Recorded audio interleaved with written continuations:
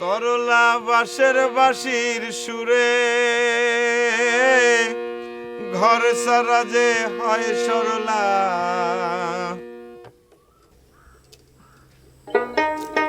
তরলা বাঁশের বাঁশির সুরে ঘর সারা যে হয় সরলা।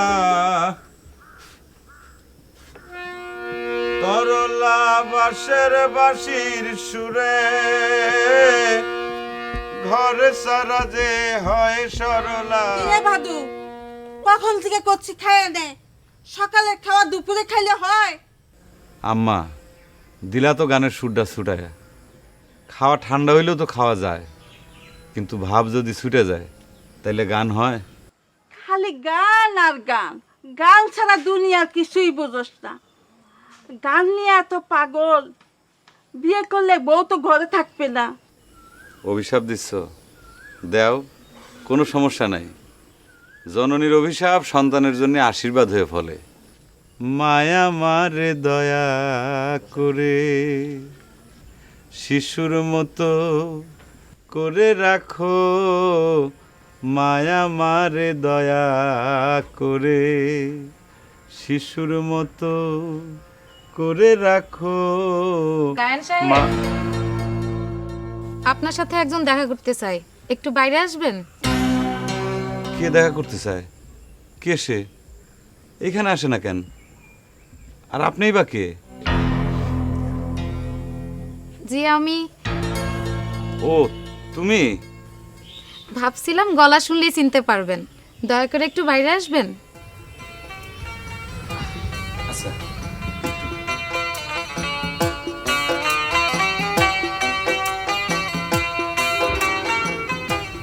আমি তো আসতেছি। চলো।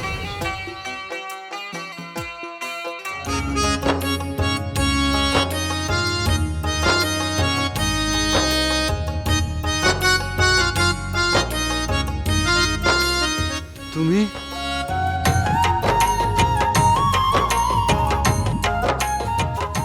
তুমি এখানে কেমনে? আমারে দেখা কি ভয় পেয়ে গেছেন গায়ন সাহেব? না, হ্যাঁ, ভয় তো একটু পাইছি। একটা কথা খুব জানার ইচ্ছে ছিল। কি? তুমি কি আমারে বিনা তারে ডাক পাঠাইছো? নালে কত তোমারে দেখালে আমার এত হাসপাস কেন লাগতেছিল? সত্যি করে একটা কথা কত, আমার কথা কি একবারও তোমার মনে পড়ছিল?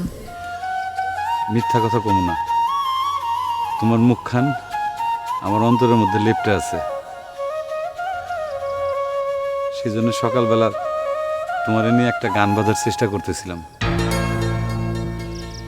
আমার নিয়ে যে গান বাঁধা হইতেছে, তা আমার অনুমতি নেওয়া হয়েছে? গান বাঁধতে কারো অনুমতি লাগে না, গান গাওয়ার সময় মানুষের অনুমতি লাগে। আর তোমার নিয়ে আমি যে গানটা বানতেছি, সেই গানটা তো অন্য কোনো মানুষের সামনে আমি গামু না। আমি আমার অন্তর বাজায় গামু, আমার অন্তর দিয়া শুনবো। সব গানরা কি তোমার মতো খুনি হয়? সুর আর কথা দিয়ে সবার ঘায়াল করো, যেমনটা আমার তুমি করতেছো। গায়নরা খালি সুর দিয়ে অন্যরে ঘায়াল করে না, নিজেরাও ঘায়াল করে, নিজেরা খুনও করে। এই খবর কি কেউ রাখে? খবর জানার জন্যই তো এত দূর ছুটে আসা।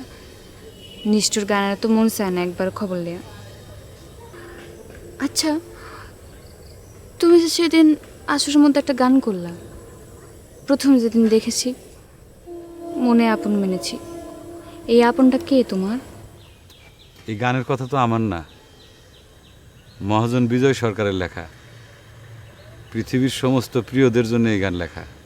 কিন্তু কথাগুলো যে একেবারে আমার মনের লগে মিলা গেল। প্রথম দেখাতেই তোমার আমি আপন মানে লইছি।